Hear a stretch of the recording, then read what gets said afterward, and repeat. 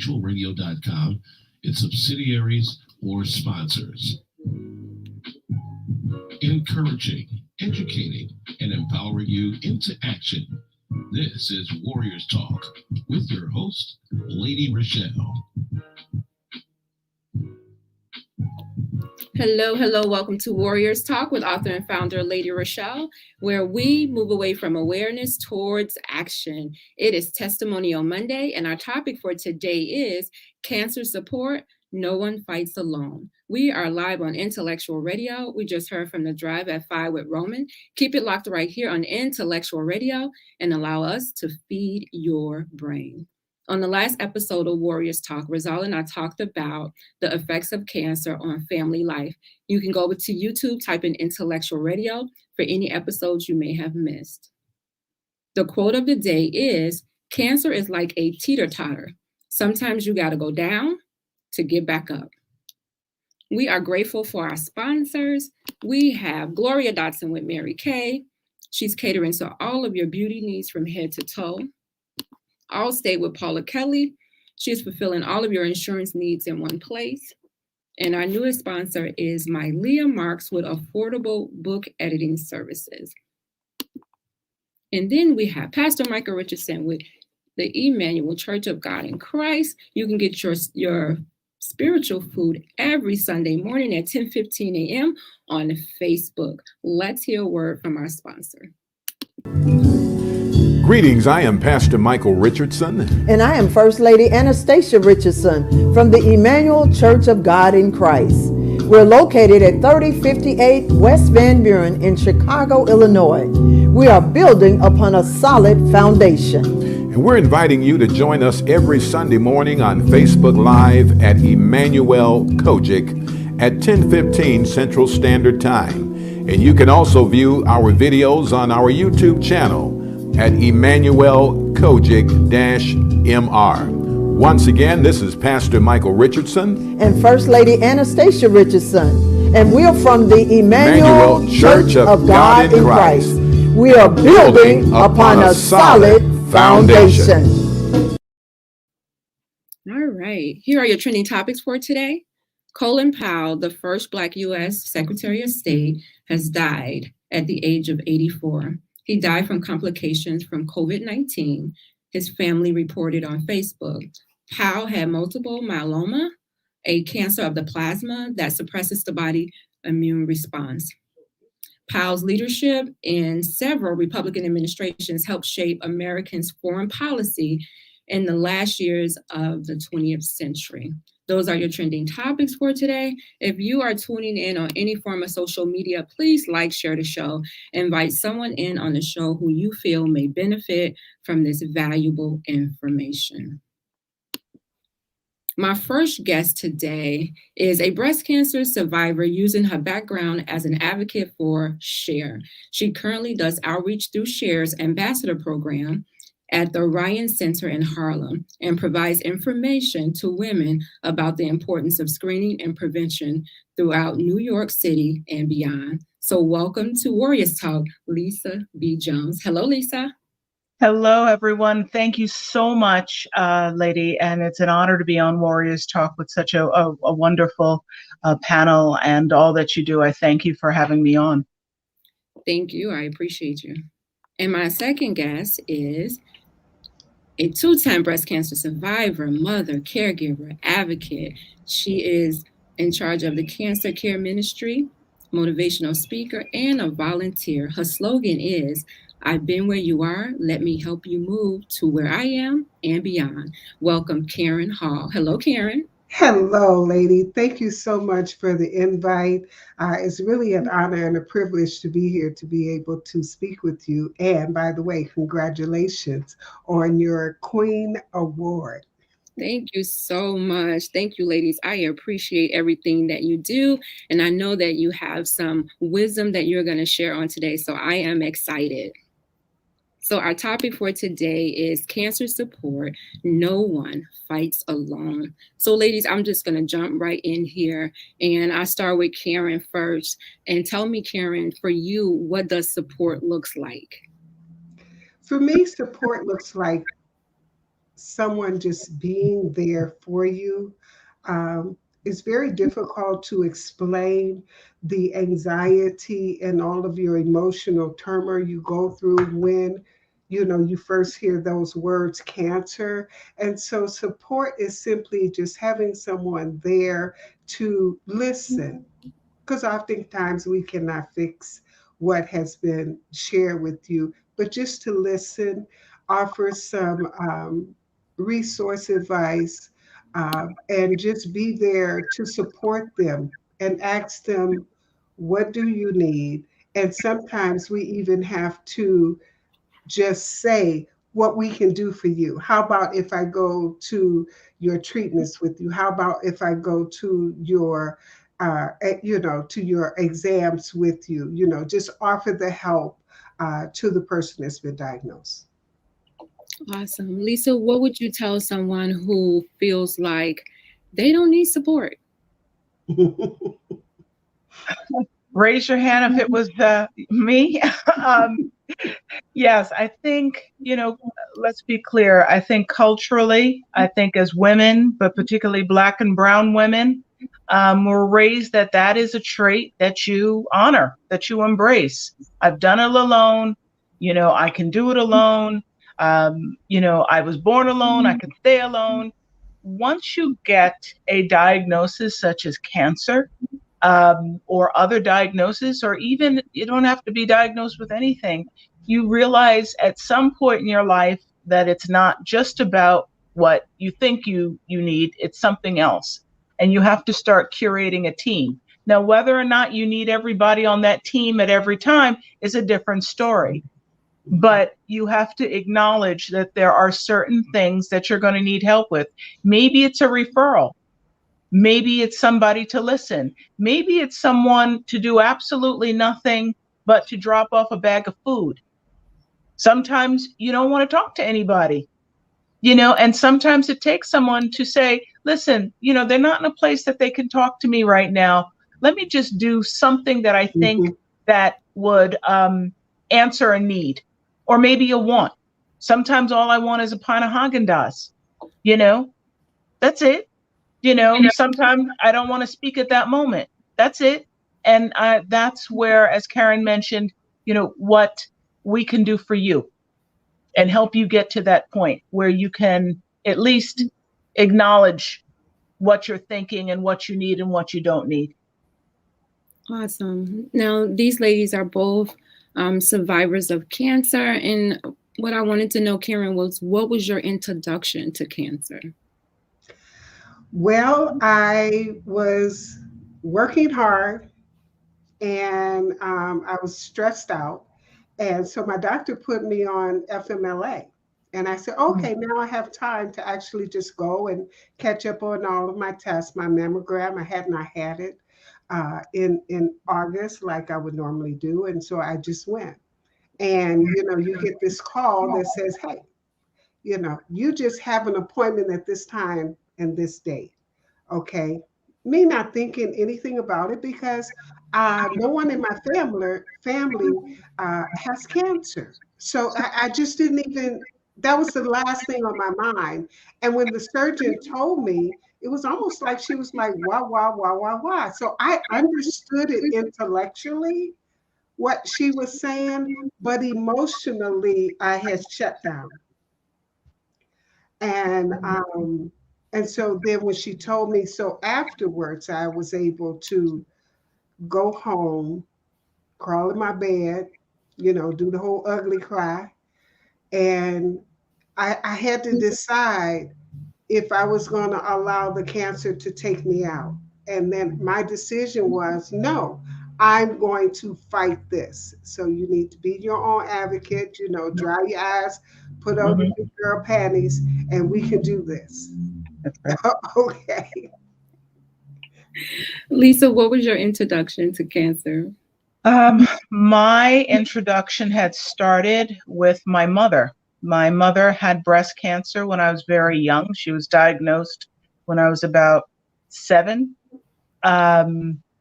She all of a sudden we just noticed that she was she worked very hard. She was sick, she was tired, and she was diagnosed at a later stage, like many of us, have been, or people we know. And she was a child education advocate. So I was used to, I'm, in New York City, so I was used to traveling with her, going out and fighting the good fight for Head Start and all these programs. And then I noticed she was so sick that she could not go to work anymore. Now we're talking in the 70s at this point. So we didn't have the same level of health care. We didn't have the same level of benefits.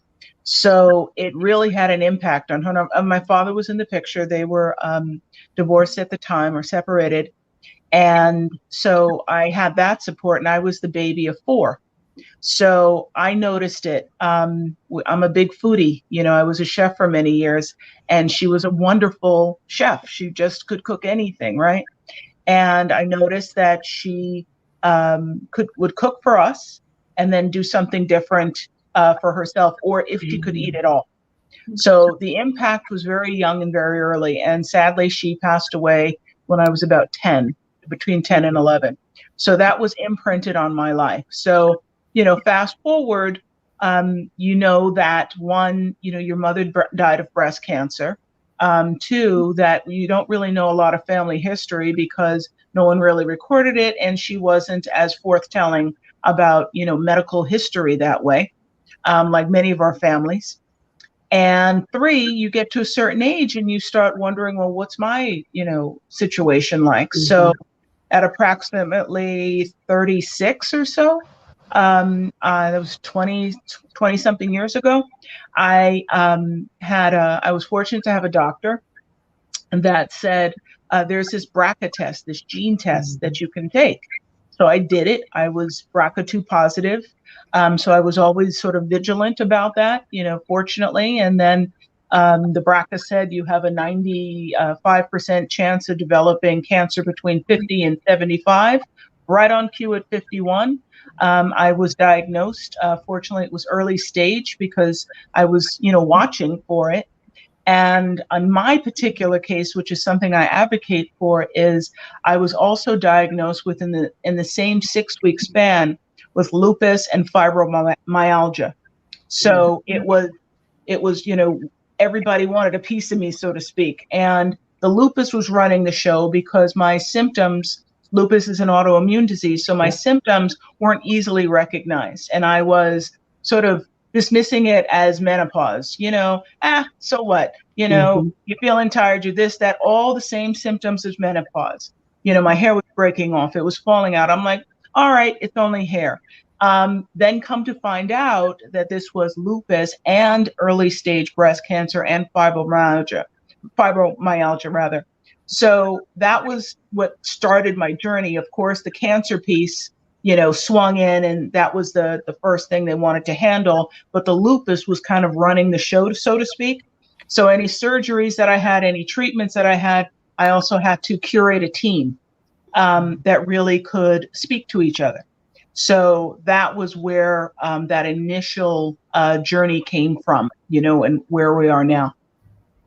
Wow, that could be overwhelming. The one diagnosis you have to deal with, but 3 diagnoses, like altogether, that's a lot. Yes. Kenya said that's the reason why she delivered love token bags to the cancer center faithfully every 2 weeks, and they need it. Thank you, Kenya. Yeah, they need it. Absolutely. Yes. Thank you for joining us, Lisa. I appreciate it. So, Karen, my question to you, to both of you ladies, is, did you change the way you were eating or getting exercise, like after you received the diagnosis? Like, what changed in your life? Yes. Now, what changed in my life? First, it was that I was very small. I looked like I was a size 6, but I was really a size 9. And I was eating very unhealthy. And I had decided that in order for me to get through this surgery, because at that time my treatment plan was to have a mastectomy and reconstruction.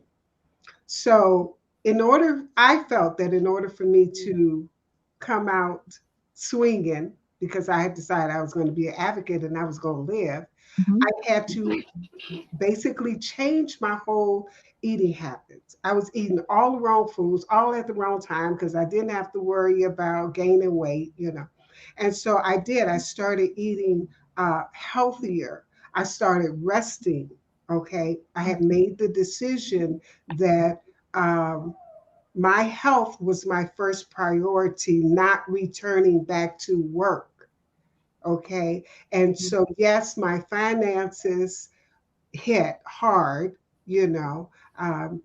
But when I made the decision that wanted to live, that was one of the decisions because I knew I was up under a whole lot of stress. So it Right. was rest, it was my nutrition, and then I had to get rid of toxic people.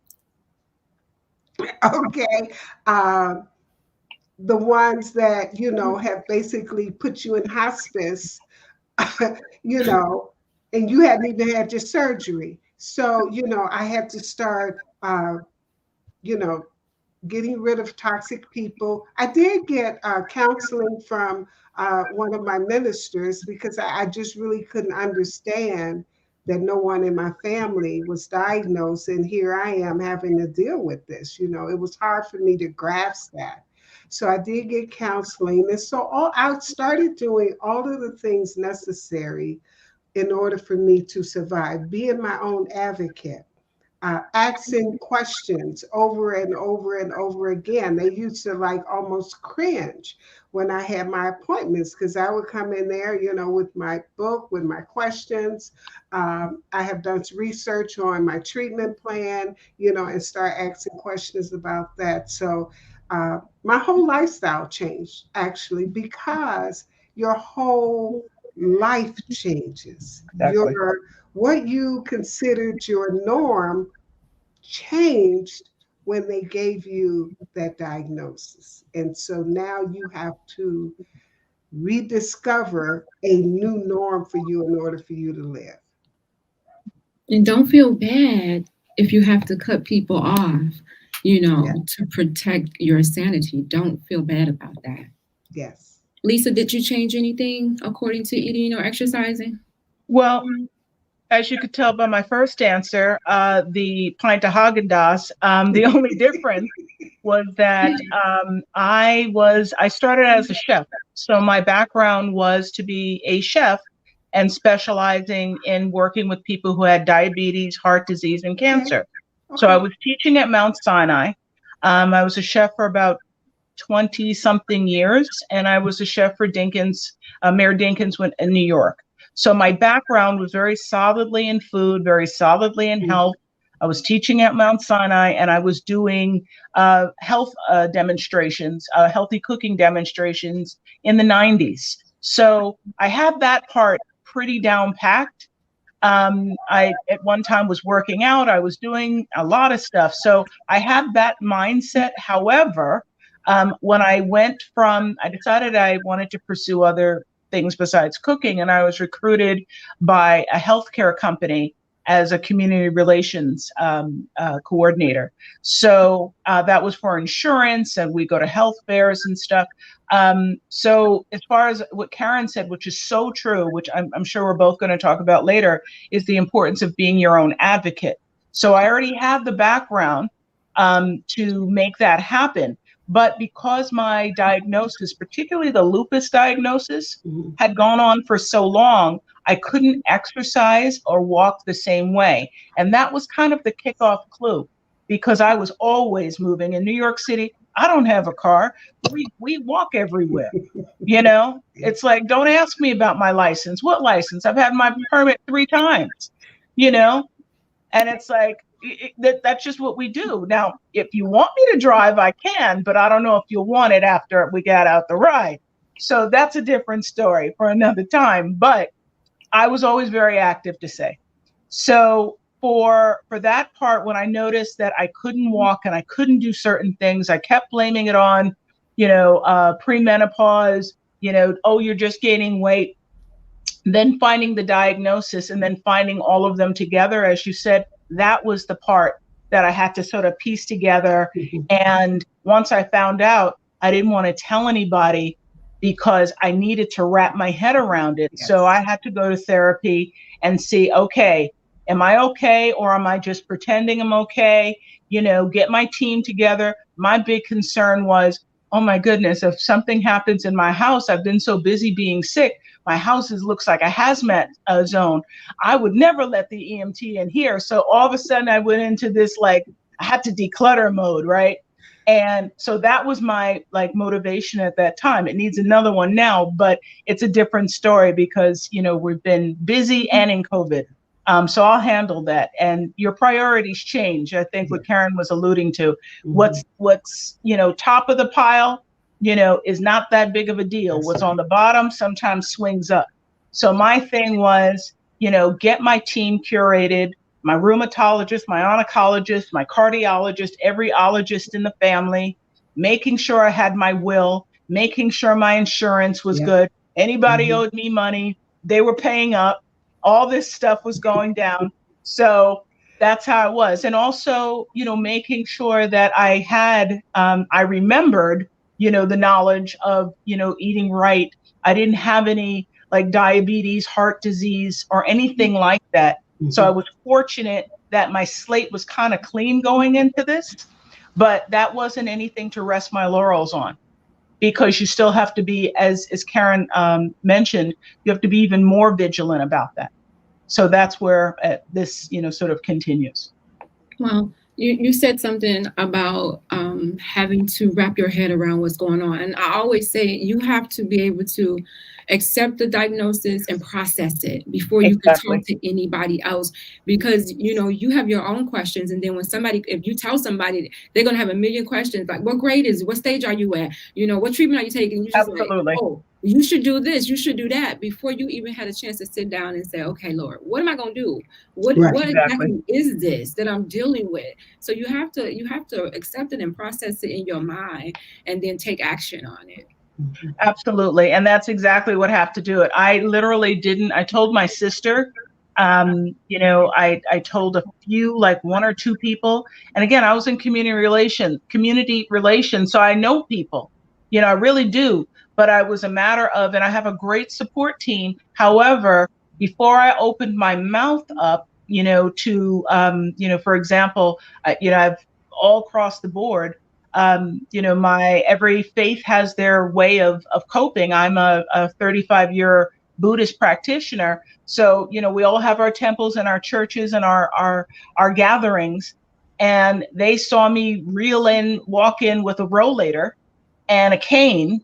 And they were like, what's going on? What's going on? I'm like, I'm just trying to find out. Once I figure it out, I'll figure it out. Thank you so much. Right.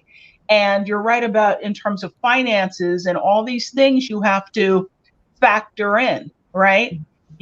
So, I'm not Oprah's little sister, so it hit hard, right? It hit really hard. And you have to look at resources and where you're pulling in. And until I could wrap myself around it, I wasn't going to say anything, to anybody. And you're right, the toxic folks had to go. And sometimes they handed you the scissors, It was just the diagnosis that you needed. You had the cancer diagnosis, and you also got that diagnosis that they needed to go. So, and that pity look that they give you when they say, "Are you okay?" Yes. Like you're so timid. It's like, oh my goodness. Kim says, when you're going through chemo, you definitely have to have a support team, and your finances have to be intact. That's right. It has to be intact. Karen, talk about, because some people are underinsured, some people don't have insurance when they're going through, so some people may not even go and get testing because they like, okay, it's not going to be covered, and I don't want to come out of my pocket trying to do this. Like, what would be some advice you would give in a lady or individual to still find these resources to go and get this done? So my advice is this. When I say be your own advocate, it's important for you to be your own advocate. Do not take a no. Okay? No is not in your vocabulary when we talk about your health. So if you do not have insurance, there are many, many, many avenues for you to tap into. one of the things that I say, don't let your pride defeat your purpose. Okay. Your purpose is to ensure that you get tested, you get diagnosed. The earlier your diagnosis, the better your survival rate is. So if you don't know, ask. I know when at the second time I got diagnosed, I had to go through the chemo, radiation, surgery, and so on and so forth. And I was still quote unquote employed, and and I still had insurance. However, okay, my insurance was going to run out. It ran out in the midst of me going through treatment. And I'm like, oh my God, what am I going to do? Another friend of mine that was in treatment gave me the advice. She says, oh, don't worry about that. You just go down and you go to this office. It's called IBCCP, and you talk to, this person, and you will be able to get a medical card because you have lost your private insurance in the middle of your treatment. So it didn't matter how much money you had, because That's right. most of the time the medical card is, you have to be practically in the street in order to qualify for it. But that particular program is for breast and cervix cancer, and that's what it's called, Illinois Breast and Cervix Cancer. And I was able to get a medical card and complete my treatment, so my treatment did not have to stop. And it all came about of just talking to people about it, because you'd be surprised what type of support you can get when you just start opening up and say, I need help. And Lisa That's had right. mentioned that earlier, and that, we're so prideful. We big, strong Black women that we can conquer the world and we don't need nobody to help us do anything. I had to get over that, okay? Because I was one of those ladies. I had to get over that and say, yes, I need some help. Yes, I need support. The first time I looked at those, I went to a support group and I'm looking at these ladies like, I ain't like them. Okay, I still got my eyebrows, I still got my hair. I don't look like them. Right. Okay, Lord and behold, it kicked me back 8 years later. Okay, and now I look like them. So now I had to go find women and say, how do you keep your eyebrows? Yeah. You do, So it's very important that you reach out and you just keep asking questions. You Right. keep searching for the support and resource that you need. And Lord and behold, somebody is going to give you what you need in order for you to do it. I totally agree. When I got my diagnosis, I was asking so many questions. I would reach out to survivors who were like 10, 17, 25 years out. And I'm like talking to them about, okay, what are you doing? What happened? How'd you get through it? Because I wanted to know, and I wanted that glimmer of hope to say, okay, if they can make it, then I can make it. So I totally agree with you. Asking questions, researching is going to be your best friend, because it's going to give you that knowledge on how to take action with your own life. And That's right. because it's your life, and Yes. we're talking about advocating for yourself. That's right. And That's what right. person better to do that than you? That's so right. I know for me, when I first got diagnosed, the nurse told me, the oncology nurse, it's your body, it's your life. It's not the oncologist's life. That's right. So you keep asking questions until you are comfortable with making a decision for your life. And so I had to learn, because, sometimes we don't want to challenge, right? They're like, who are you? Challenge. I'm the one that got the degree on the wall. How you going to challenge me? But it's your life. That's right. And when I had chemo, the one thing that I the first time it was easy, but the second time I really had to put my pride aside. Absolutely. A medical card? Are you kidding?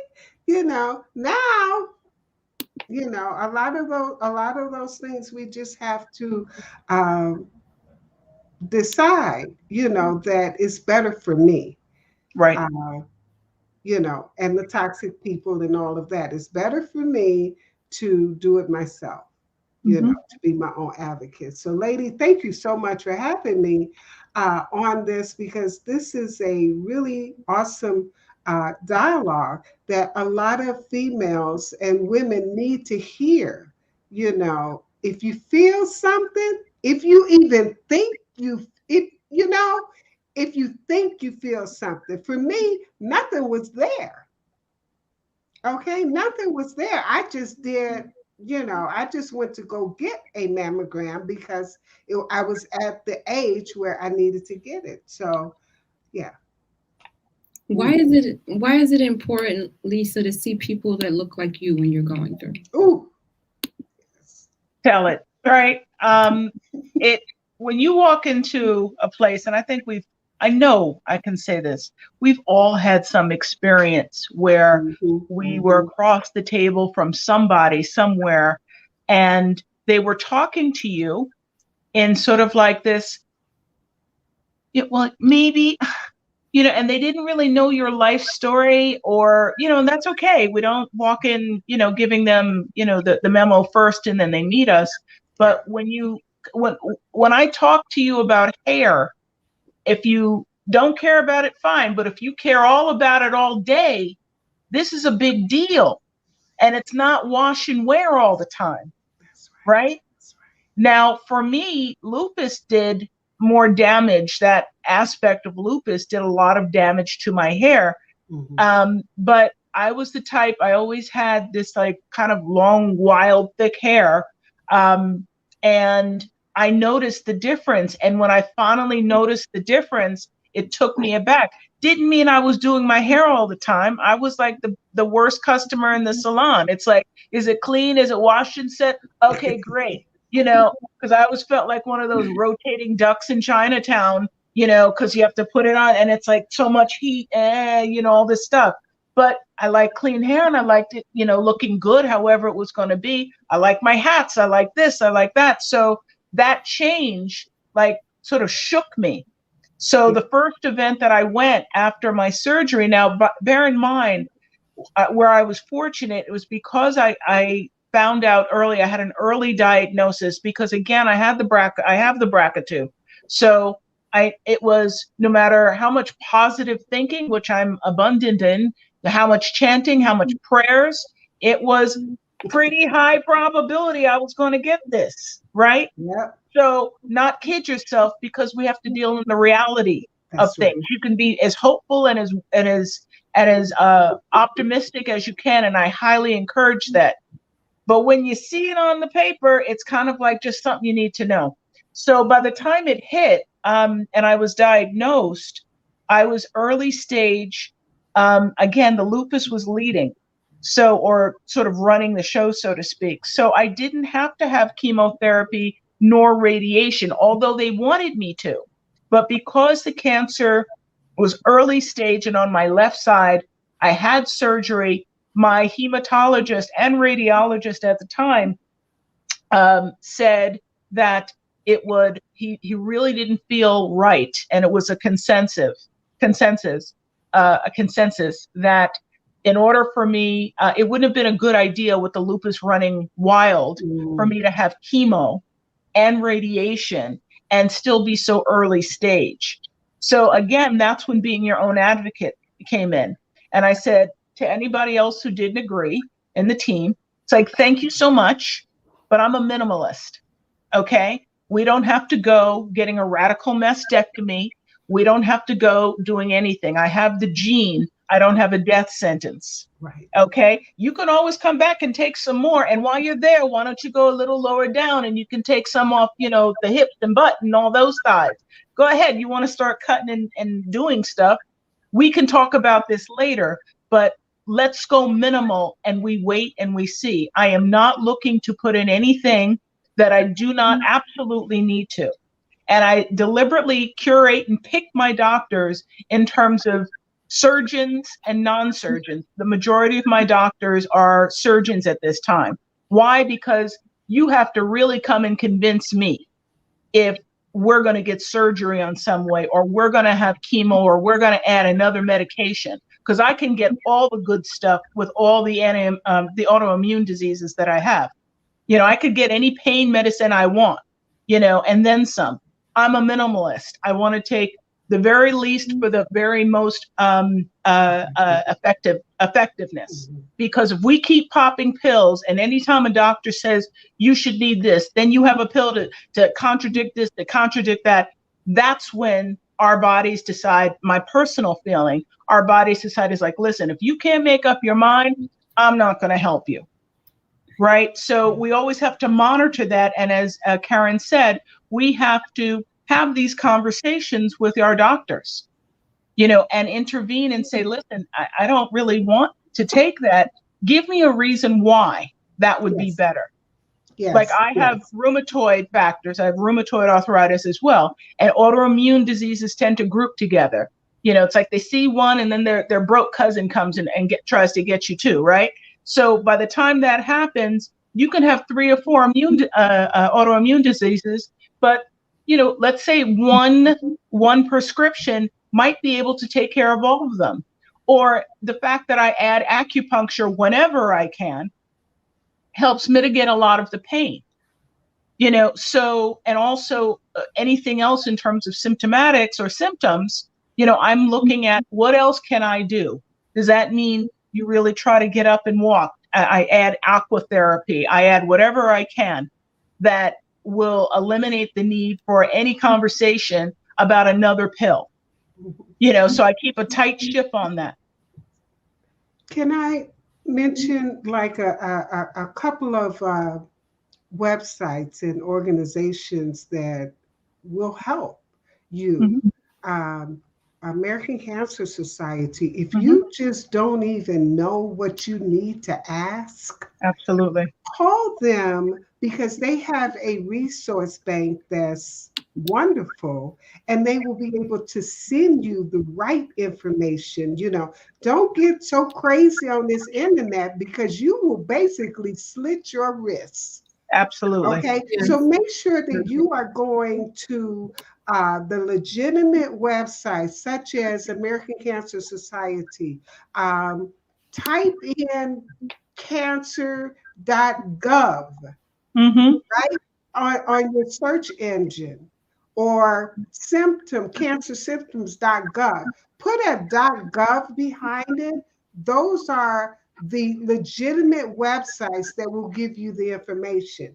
It won't be, Susie's Healthcare Ministry ain't gonna come up, right? But that's important for you to be able to understand where you need to get the information. American Cancer Society, I am a volunteer for them, and I talk with newly diagnosed women. And I think it's very important, as Lisa was saying, to communicate with someone like you. I understand the importance of losing hair. I was wearing a wig before I lost my hair, but it was just the idea of losing yet another thing. Okay. Absolutely. Have I, in my support, have I taken off my wig and shown the lady? Yes, I have. I will do whatever it takes to say, hey, be a fighter. Yeah. Just fight. It's important for you to fight. National Cancer Institute is another one that you can get good information from.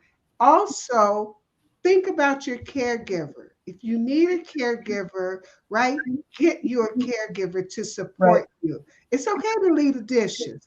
Dishes will be all right the next day.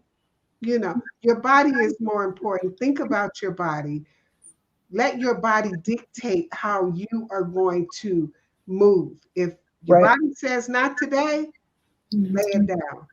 Unless your body is going to lay you down. So, it's important for you to think about that. Sorry. Those are definitely my websites that I always go to when I want to get accurate information. So I totally agree with you on that. If you are just tuning in, this is Warriors Talk, and we are live on Intellectual Radio. It's Testimonial Monday, and I have cancer survivors sharing their testimony and their wisdom. I have Lisa B. Jones and Karen Hall, and we're talking about cancer support. No one fights alone. Now, these ladies are commenting, so I want to make sure I read their comments because I appreciate them coming in. Sandra says she appreciates the platform, and Thank Lisa you. Adams said she learned to be humble and allow her loved ones to help. You have to allow people to help you. Kendra said, I really truly feel that bringing awareness is an everyday topic. It truly is, and I don't care if people get mad that I talk about it all the time. Brenda says, blessings. They'll get to over you. it. Okay, they will. Sandra says, Lisa and Karen, your honesty and your truth is healing. It heals. It heals. Your testimony heals people. Lisa said, I agree. Stop trying to give me too much medicine. And they will. I call it the Band-Aid effect. They, instead of trying to get to the root cause of the problem, they put a Band-Aid on it. Yes. And you're never going to figure out what's wrong because you're putting a Band-Aid on it. Absolutely. Yes. You know, so go ahead. I'm sorry. No, I was just saying also to add to the websites in terms of CDC, .gov. Of course, we'll talk about our organizations that I work with, sharecancersupport.org. And also,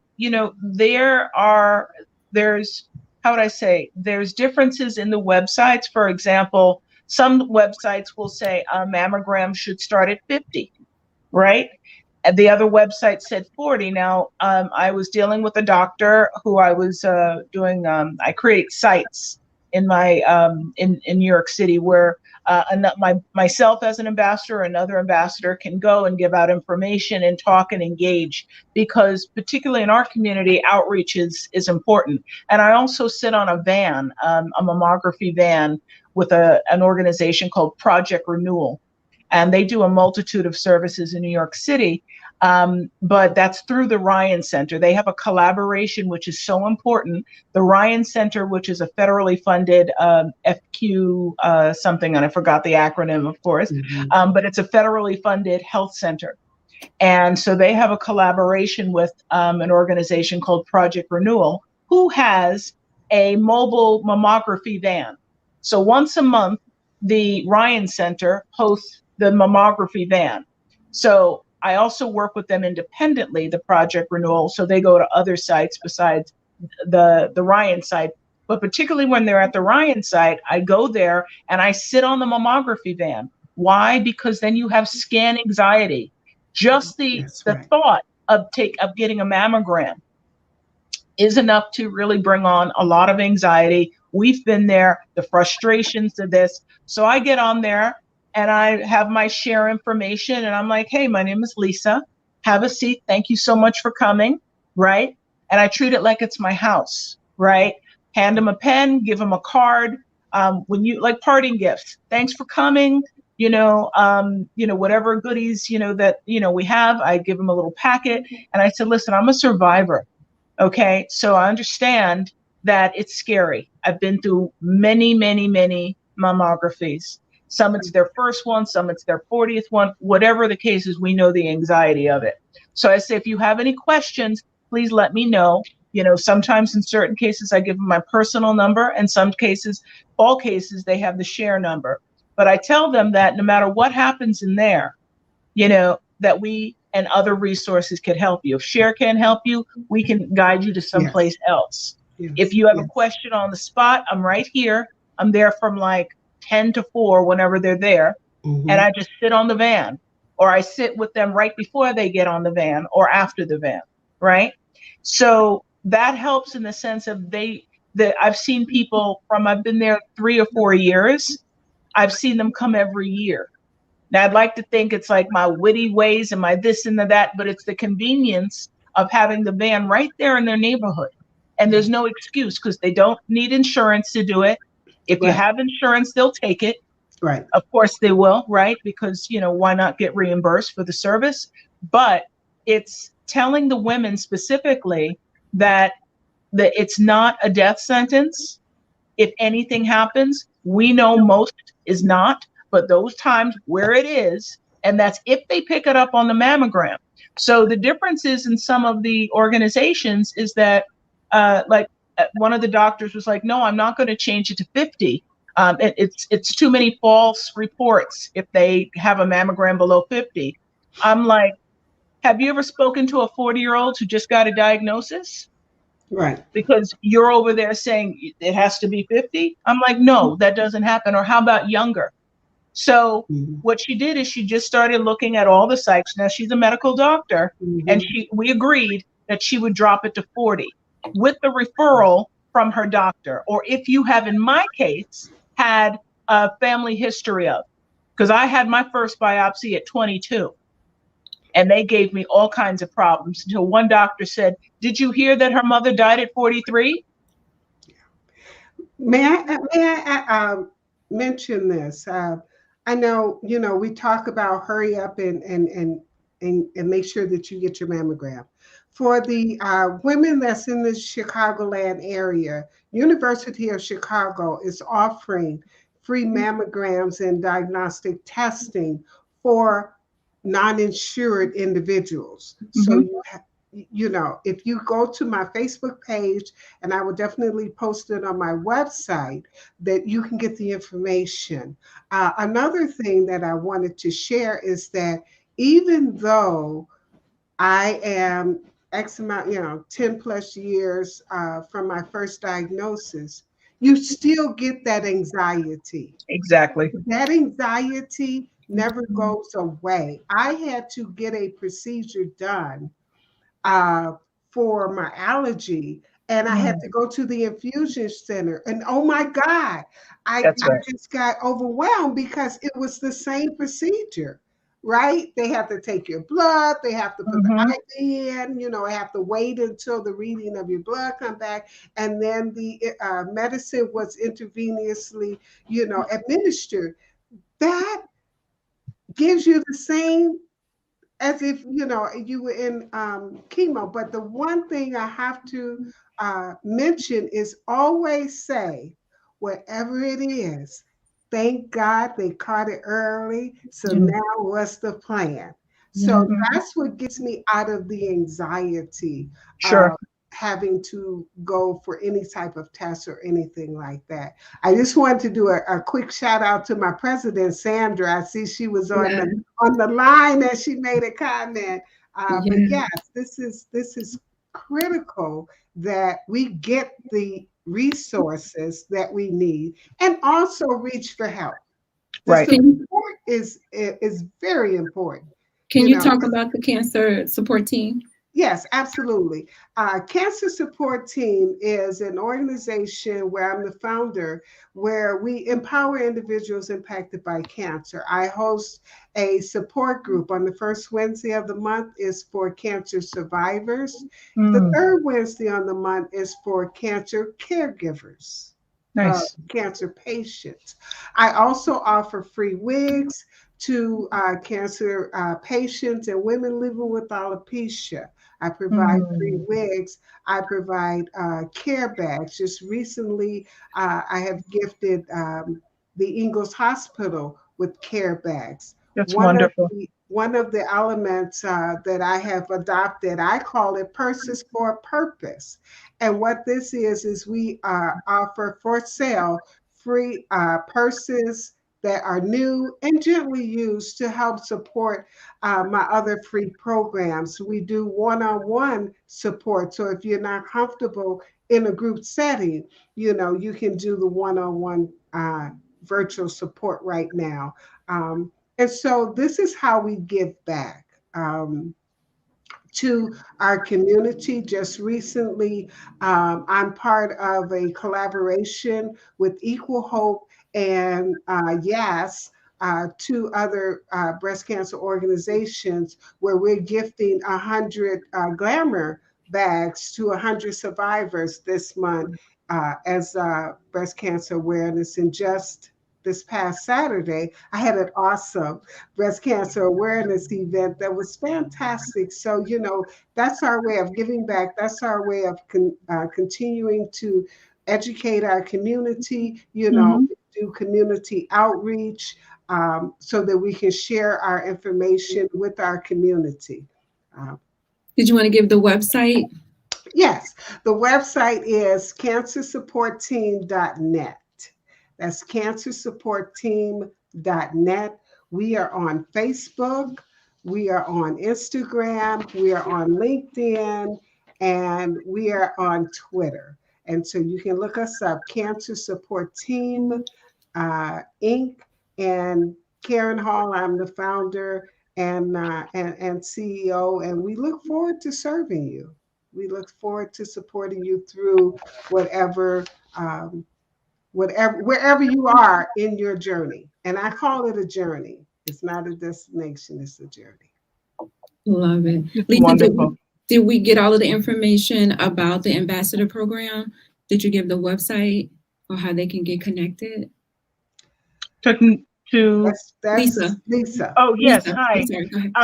Yeah, in terms of, I work a lot with Share, of course, and Share, we are nationwide. We have a broad scope in terms of New York, but we do nationwide support. One of the things that I do is I develop, sites, meaning areas or a location where, as I said earlier, myself or another ambassador can go to. Another thing in terms of advocacy is I also do what they call the Department of Defense consumer reviews. So that is the Department of Defense has a congressionally medical research fund, because anything that happens in the military, they also consider it as happening to the community at wide. So some of my other and our other amazing advocates are people like Sheila, Marie McLeod, Terlisa Shepard, Jersey Baker. You've heard some of these names, and charge it on my heart, not my head, in terms of the ones I forget. But these are women who are metastatic breast cancer survivors, and they do amazing, amazing work. Valencia, just so many. Tia in, I believe she's in Atlanta, and so many others. So we've all, or many of us, have done this type of consumer review work, where we review the proposals that are being considered for possible clinical trials. And we do it as a part of, and I can give you the information as well. And we do it as a part of being survivors that speak to these doctors, these researchers and organizations about, they may think this particular treatment or this newfound experiment could or be the next great cancer cure, but we speak to it or write about it in terms of, as a survivor, what it would mean. Could this be based on scientific data?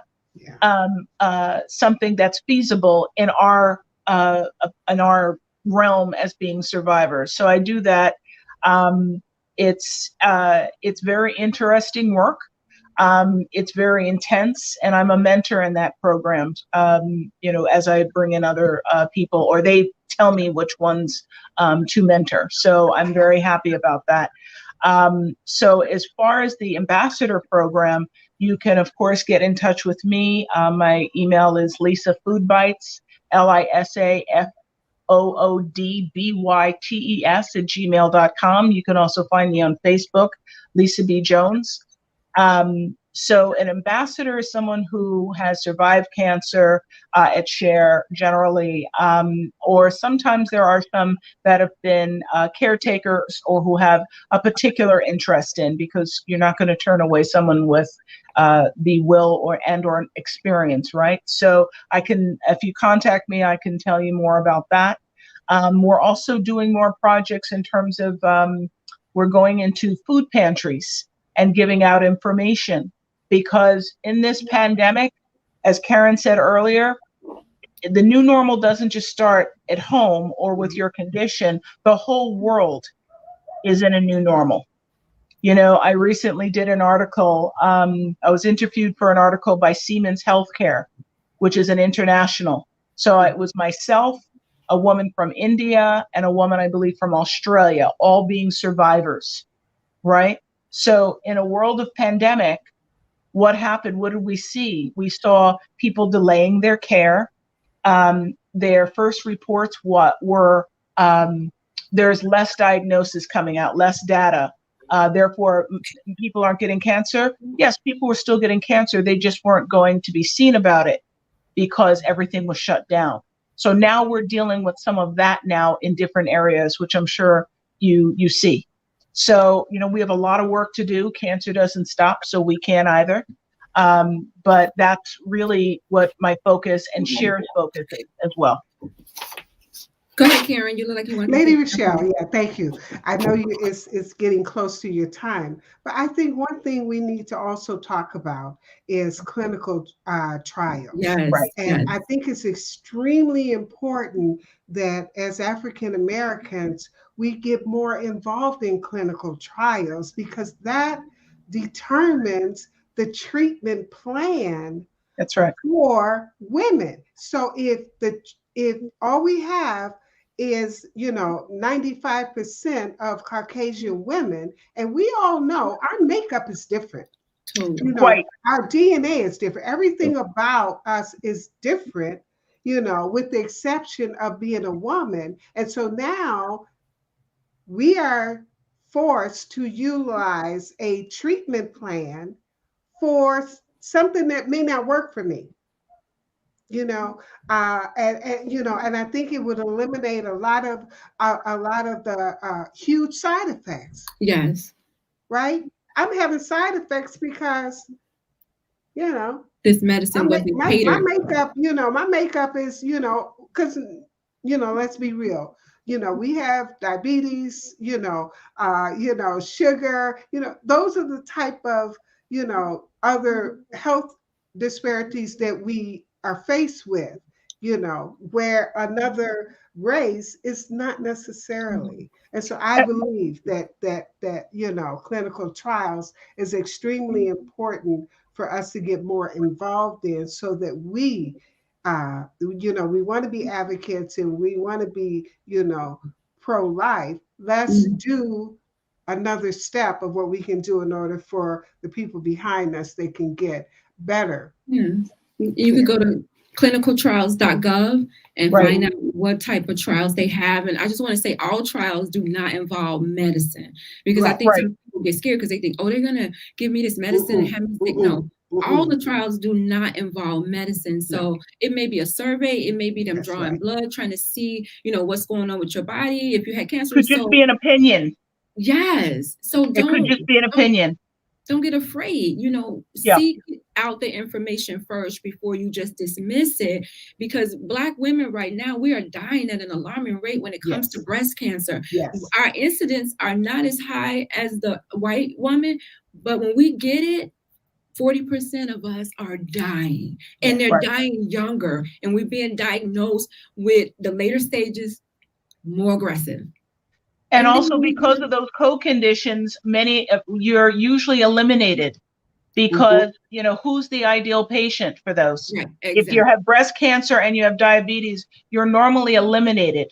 So when I'm doing these consumer reviews or we're on those panels, it's a matter of you need to tell these folks in terms of researchers and doctors and the institutions in which they are working with, this may not apply. If you have triple negative breast cancer and you have diabetes, then why are you talking to me if I have what can I do if I have diabetes or heart disease as well? Because we're automatically eliminated. But that's the reality in our community. We have to do better. We have to, and it starts with us first. Doing things for ourselves. I mean, most of the get exercise and eat right. A lot of that can eliminate a lot of diseases, not just cancer. Sure. But for some reason, it seems like we're comfortable in the state that we're in. And so I don't want to be comfortable. I want to push people past awareness and take action with that information that you get. Absolutely. Yeah. And you're doing just that. And I'm honored to be with both of you. and all of you on this. Yeah.